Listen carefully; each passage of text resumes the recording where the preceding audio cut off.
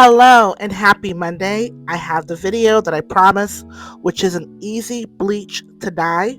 This is my first time doing this, so it's probably not going to come out perfect, but if you keep practicing it, it will come out exactly the way you want it to come out. Just before we start the videos, I'm going to show you the items that you need. Clorox, hydroperoxide. I went out and bought an amber glass, but you don't need to, and some elastic.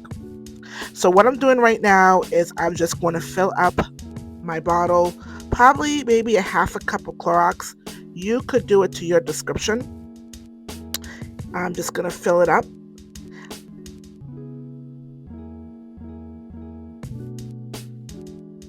Once I'm done doing that, I am going to get the shirt ready.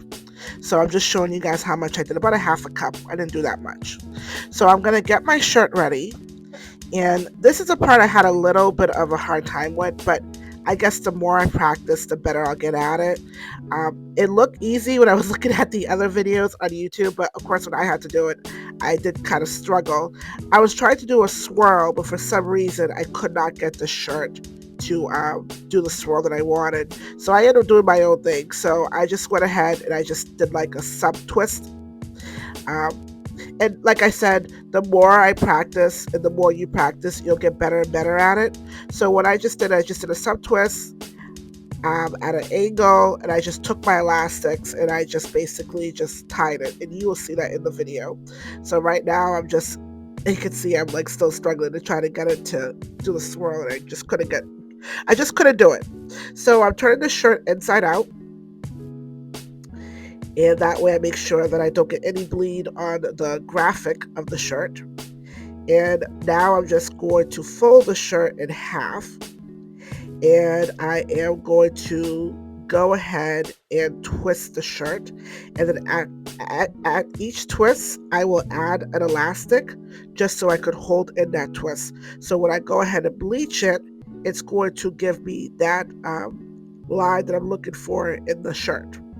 So that took a little bit of time. Maybe took like maybe a minute or two. So I just went ahead and fast forward it just to show you guys what the finishing product looks like.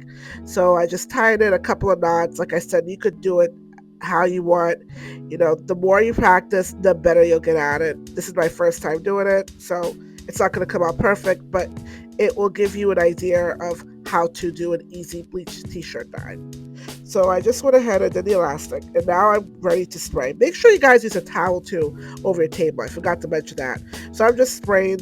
Now there's not really a way to do this.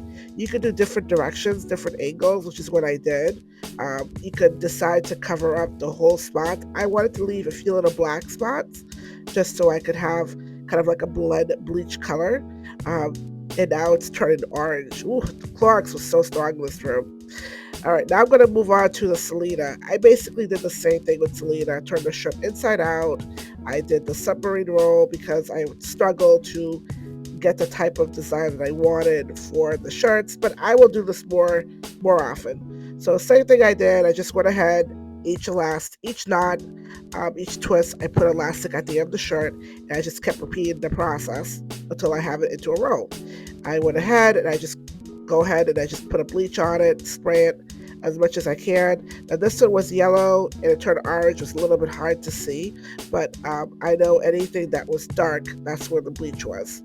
So once that's done, guys, okay, now we're going to get ready to use the hydroperoxide. I just washed this into my washer, so I just pour it in, and this is what it looks like after it's been washed. Okay, and this is what the Selena looks like as well. And this is what the finishing product looks like when it's been dry. So the ACD, and here's the back, also the front side of Selena, and also the back.